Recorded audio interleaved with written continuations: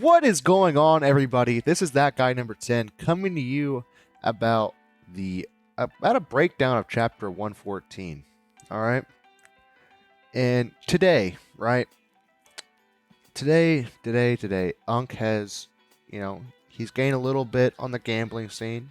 Haven't kind of breaking even right now, but so I came back with another video for y'all, all right? So, the breakdown of chapter 114 slash my thoughts on the Mirakira era kaiju, as formerly known as number 9. All right. So from this point on, when I say number 9, I am talking about the new version, the 2.0 version of number 9, and I will specifically state or have something on screen saying the past number 9. All right, so from this moment on, number 9 is now the eyeball blinking fucking menace that he is. All right, so to start off, I'm going to be talking about Kafka, him motherfucking Bino. All right, and specifically this one panel. All right, now you're thinking, why specifically this panel and not the one where he's crashed against the wall? Just because this has the most, I would say, detail when it comes to his core. So you get a more understanding of what I'm talking about here. So I'll actually blow this up a little bit more, just so you can kind of see what I'm talking about a little bit more. So right here, all right, number 10's core looked like this, and he's technically still alive whenever Kafka killed him back in chapter 37. Alright, so Kafka is still alive. Alright, I know they're trying to play that little thing where Kafka is not going to be alive. Narratively, just doesn't make sense. There's things that have been shown prior of kaijus of the Deka Kaiju class surviving this. So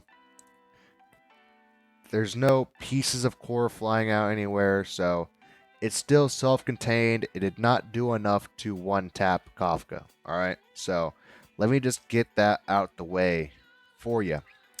Now, what does this represent, right? I brought up number 10. He was just a spine and a head that was connected to a core, right? His core was so damaged he could not regrow anything. So is Kafka just basically a paraplegic out there? You know what I mean? Is the Paralympics are about to get a new world champion head ass? You know what I'm saying? So what does this really mean? Now, when he was in the dreamscape with number 9, we got a certified number. He's at 1% convergence rate right now.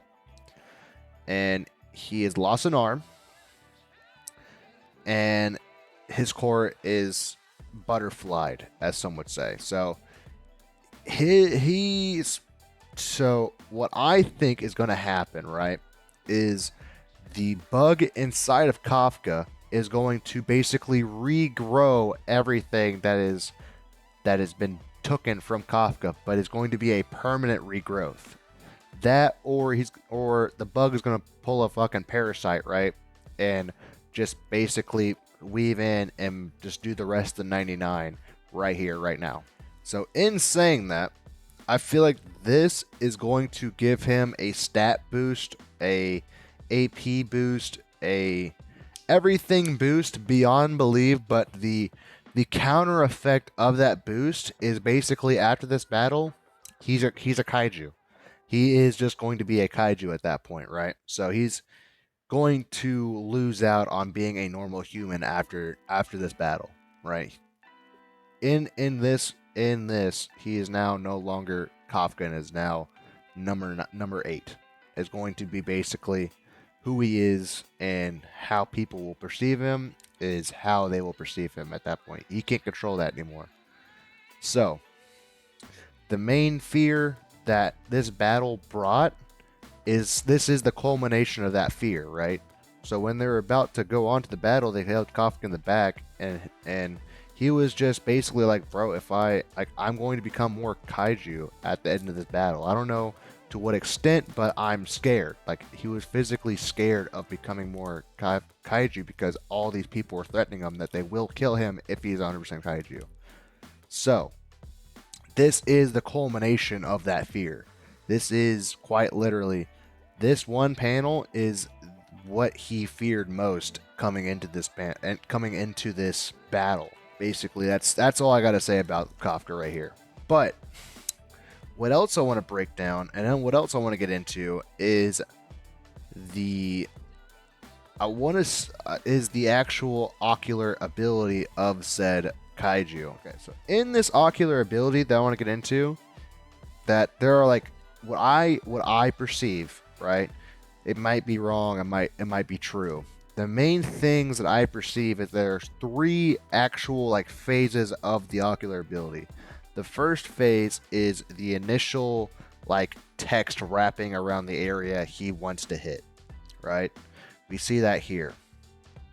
The next phase is him blinking, right? And then the third phase is the cut. Now, we don't know if he can do more than one, right? Because we've only ever seen one slash at a time so far. So, we don't know if each eye can do one cut, or if he can only do it with one eye. And if so, can his other eyes do other things? So if you look, there are multiple faces, eyes, like it's basically an amalgamation of just like every kind of kaiju if you think about it, right? Now, do different eyes, different heads have different abilities, or is this just the main ability of said, I guess, kaiju, is that he can just basically blink and you're gone, right? But I feel like if that was its only thing, just it being big, and that ability being its only main form of AP besides, crushing you, I feel like there would be other kaijus to come along that could either challenge it, or other hunters that come along that could challenge it.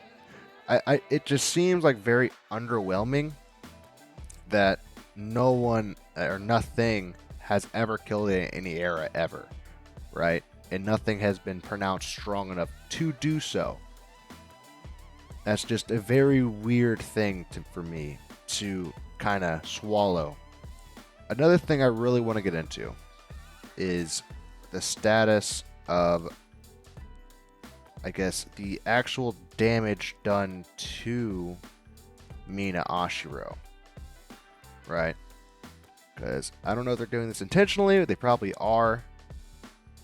But from what we see so far, we don't see any cut or taking off of arms in this panel or any other panel, or hands or anything. We only really see, like, after this panel, we see nothing of the arm in question, right? So we don't know. If you look, it strategically only does one, right? And as I was talking about earlier, if you remember earlier, I was saying the 3 phase. So the 3 phases, it shows you, it sends out a signal. The thing appears, right?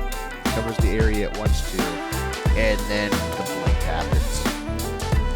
So that's like the big main thing that's going on with this kaiju that I feel like really exemplify what it does, if that makes sense. That, and also Mina, the status of her arm is unknown. But if you look where it cuts, if where it cuts on the gun lines up to where the handles are and everything, Mina's arm is gone. There's no saving that arm. Realistically, it shouldn't. But who knows in that aspect? Manga's really perspective and stuff like that. So we don't know. Maybe she just abnormally holds her gun. We don't know yet. But I feel like they strangely play with not showing you the arm, which I feel like if it was just there, he wouldn't care that much. Okay, everybody, this has been That Guy Number 10. If you liked it, leave a like down below. If you really liked it, subscribe to your boy. And you know what I always say, man? Stay charge free, brother.